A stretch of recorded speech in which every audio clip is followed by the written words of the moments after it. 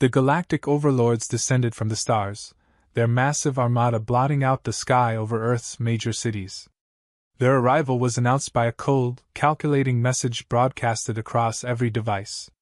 The voice, devoid of emotion, made it clear: Earth had two choices: surrender and serve, or be destroyed.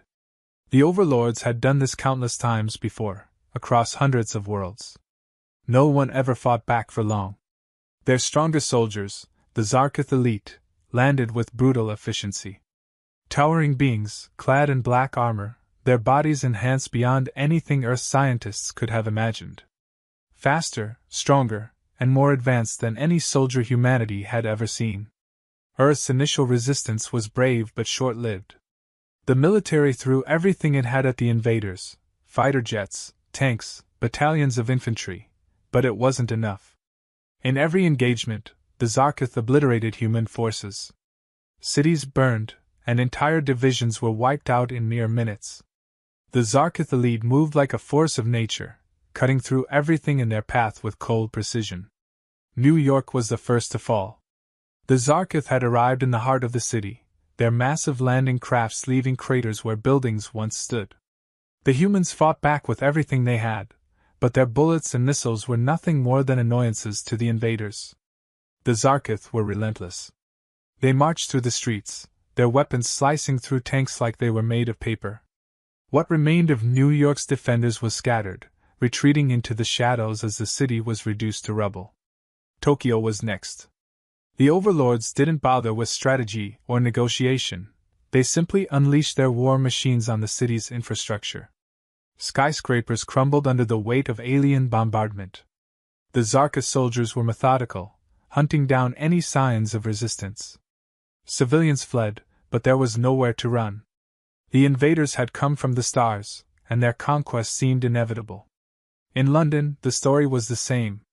The humans mounted a valiant defense around their last strongholds, but it was futile. The Zarkith elite swept through like a plague, eradicating any forces that dared stand in their way. The world watched in horror as one city after another fell. No military strategy seemed to work. No weapon could penetrate the alien armor. Earth was on the verge of collapse. The Overlords believed they had won. From their perspective, this was just another planet in a long line of conquests.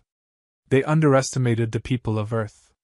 The moment of defeat had not come, even if it appeared so. In the shadows, a plan was taking shape, a plan not crafted by generals or presidents, but by the world's most elite warriors. In a hidden bunker, far from the prying eyes of the invaders, the Navy SEALs were preparing for their mission. These men had faced impossible odds before, and this time would be no different. Earth was on its knees, but the SEALs were used to operating in the darkest moments. They knew how to strike when it mattered most. As the world leaders scrambled to figure out what to do next, it was clear that conventional warfare had failed. Tanks and planes would never win this battle.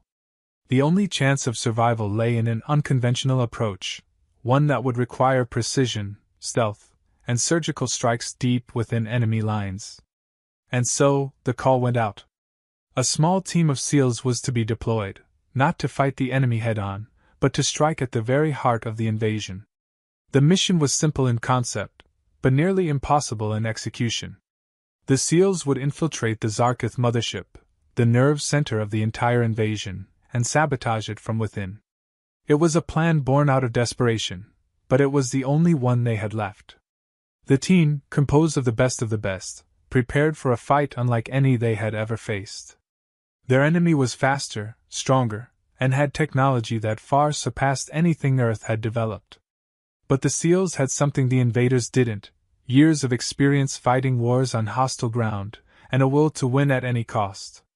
The Overlords, convinced of their superiority, saw no threat in the humans' continued resistance. To them, it was just the last gasps of a doomed planet. They continued their advance, unaware that Earth's real counterattack had just begun. As the Zarkith forces pressed their assault, the SEAL team was making final preparations. Their mission wasn't just about survival. It was about sending a message. Earth wouldn't go down without a fight. The SEAL team, known for taking on the toughest missions, was handpicked for this impossible task. Each member had a different specialty. One was an explosives expert, another a tech whiz, and the leader had seen more combat than anyone else in the room. They weren't just soldiers. They were problem solvers, trained to handle any scenario, no matter how dangerous or unpredictable. Now, they faced the most difficult challenge of their lives: sabotage and alien invasion from within. Sitting around a tactical table, they received the briefing in hushed tones. A hologram of the Zarkith mothership hovered in the air before them. The ship was enormous, nearly the size of a small city. It was heavily armored, with advanced defenses that could detect and destroy most threats long before they reached its core. Yet the SEALs had a plan. Their objective was to infiltrate the ship, disable key systems, and destroy its command center. The Overlords' leadership was on board, directing the invasion from the safety of orbit. If the SEALs could reach the heart of the mothership and eliminate those leaders, the entire invasion would collapse. But getting inside would be the real challenge. Their plan hinged on capturing a Zarkith drop pod, an alien craft used to deploy troops on the surface. It was the only way to get aboard the mothership without being detected. Once inside, they would have to navigate the ship's labyrinthine corridors, avoiding patrols, security drones, and surveillance systems. Every corner of the ship would be a potential death trap. One wrong move, and they'd be caught. The team knew the odds were stacked against them. They were fighting an enemy who was stronger, faster, and technologically superior. But the SEALs had one key advantage: Earth's gravity, atmosphere, and unpredictable environments had worked in their favor on the ground.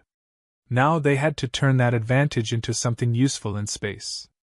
Before they left, the team spent hours studying every inch of the alien ship's layout, noting weaknesses and potential entry points. They drilled their roles again and again, knowing that in the chaos of the mission, muscle memory would be their only guide. Time wasn't on their side. The Overlords were tightening their grip on Earth with every passing hour, but the SEALs knew they had to be patient. Rushing in would get them killed. The mission's importance weighed heavily on each member of the team. This wasn't just another assignment, it was humanity's last chance. Every other line of defense had failed. The military had been crushed, and cities around the globe were falling to the invaders. Billions of lives were now resting on the shoulders of a few, and the stakes had never been higher. Despite the pressure, the SEALs remained calm. They'd been in impossible situations before. To them, this mission wasn't just about fighting an enemy, it was about outthinking them. The Zarkith might have superior numbers and strength, but they lacked the human capacity for adapting on the fly, for thinking outside the box when the situation changed. That's where the SEALs would find their edge. Their plan didn't just involve brute force. They would use the ship's own systems against the invaders. The tech specialist was already preparing ways to hack into the alien control networks. If they could hijack the ship's environmental controls, they might be able to alter the ship's atmosphere or disrupt its gravity systems, creating chaos among the invaders. The demolitions expert carefully packed charges designed to cripple the ship's vital systems: power, propulsion, communications. They didn't need to destroy the entire ship, just cause enough damage to make it useless. But no matter how much they prepared, one thing was clear: this mission wasn't just about equipment or strategy. It was about the ability to survive in the face of overwhelming odds. That's what had always set humanity apart. When backed into a corner, they found a way to fight back. The Zarkith had never encountered anything like the SEALs before, and that was their biggest blind spot.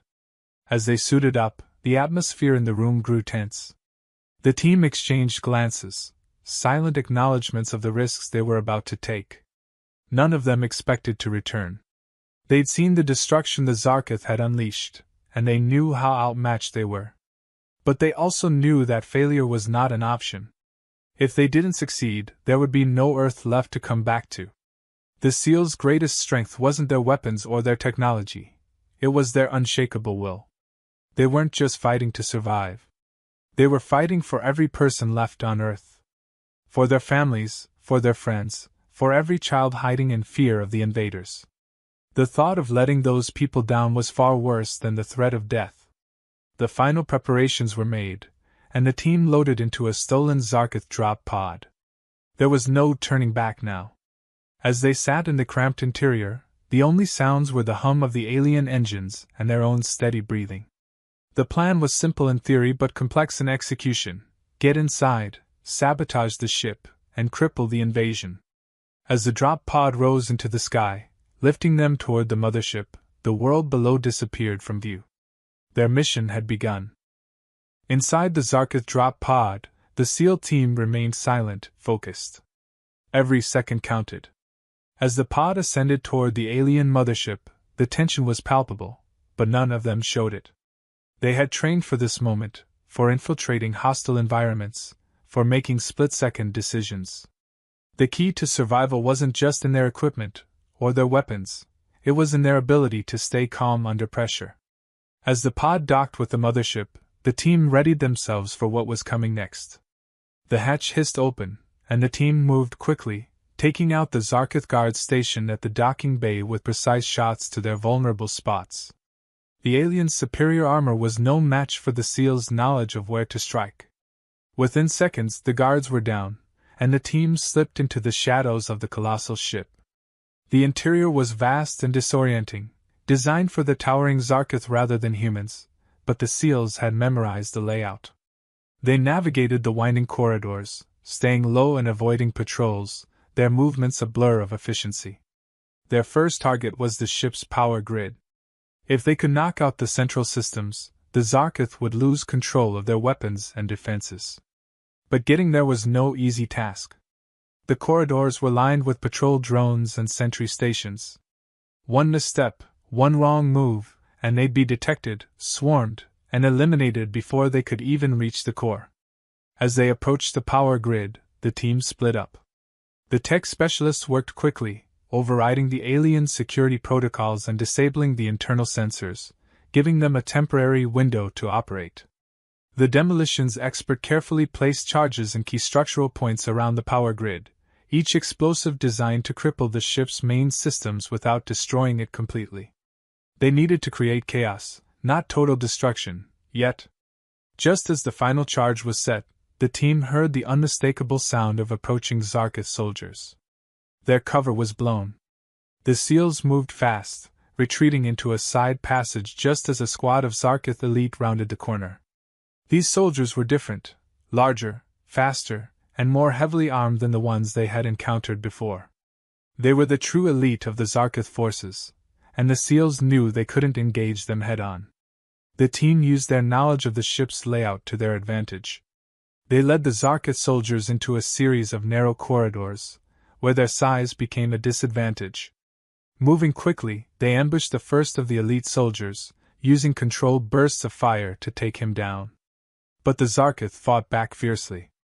Their superior strength and speed made the battle intense, and for a moment, it seemed like the SEALs might be overwhelmed. But this was where the SEALs' training kicked in. They had faced impossible odds before. They worked together, using diversion tactics to outmaneuver the Zarkith soldiers. The demolitions expert lured one of the soldiers into a trap, setting off a charge that caused part of the corridor to collapse, crushing the alien beneath the rubble. The sniper took up position, picking off another soldier from a distance with a perfect shot through the eye slit of his helmet. The remaining Zarkith were confused and disoriented, unprepared for the humans' guerrilla tactics. They had expected a direct fight, but the SEALs were fighting a different kind of war, one that the aliens didn't understand. Within minutes, the elite squad was down, and the SEALs moved on, leaving behind the wreckage of the battle as they continued deeper into the ship. Their next target was the ship's environmental controls. If they could hack into the system and alter the atmosphere or gravity, they could cause havoc for the Zarkith forces. The tech specialist once again worked his magic, tapping into the ship's systems and rerouting controls. Suddenly, the gravity in several sections of the ship shifted, causing Zarkith soldiers to stumble and fall as they tried to adjust to the sudden change. With the environmental systems compromised, chaos erupted throughout the ship. The Zarkith soldiers were thrown into disarray, their disciplined formation breaking down as they struggled to adapt to the rapidly changing conditions. It was exactly what the SEALs had hoped for. Using the confusion to their advantage, they pressed forward toward the command center, the heart of the ship where the Overlord generals were directing the invasion. The SEALs moved quickly but cautiously, knowing that the hardest part of the mission was still ahead. The command center was the most heavily guarded section of the ship, and the Zarkith would be expecting them. As they approached, they encountered another wave of Zarkith elite, this time prepared for battle. The fight that followed was brutal, with the SEALs forced to use every trick they had to outsmart the aliens. Grenades, traps, and hand-to-hand combat filled the narrow corridors as they pushed through the enemy defenses. In the chaos, the team suffered its first real setback. One of the SEALs was injured, a heavy blow from a Zarkith soldier knocking him down. But there was no time to stop. They helped their wounded teammate to his feet and continued onward, refusing to let the injury slow them down. There was too much at stake. Finally, after what felt like an eternity of fighting and maneuvering, they reached the command center. The Overlord generals were there, massive and intimidating, surrounded by their elite guards. These were the leaders of the invasion, the masterminds behind the destruction of Earth's cities. They had never expected humans to make it this far. The SEALs didn't hesitate. With precision and deadly force, they attacked the command center, fighting their way through the guards and taking down the generals one by one. The battle was short but intense, and when the dust settled, the Overlord leadership lay dead at their feet. There was no time to celebrate. The team quickly planted explosives around the command center, setting the charges for a delayed detonation. As they made their escape, the entire ship began to shake. The SEALs had done it. They had crippled the Zarkith invasion from the inside. Now, all they had to do was get out before the whole thing went up in flames.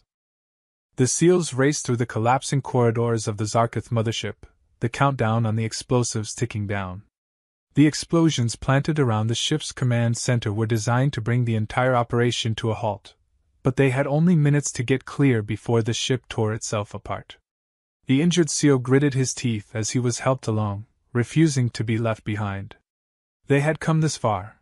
No one was getting left behind now. The ship groaned under the strain of the structural damage, and alarms blared throughout the vessel. The remaining Zarkith forces were in complete disarray. Without their command structure, chaos reigned. The SEALs moved quickly, using the confusion to avoid detection, but it was a race against time. The mothership's systems were failing, and the sound of explosions echoed from behind them as the charges began to detonate. Every second counted. They reached the docking bay, where their stolen Zarkith drop pod was still waiting. The team quickly boarded, strapping themselves in just as another massive explosion rocked the ship. The pod launched, hurtling away from the mothership as the SEALs watched the destruction unfold behind them.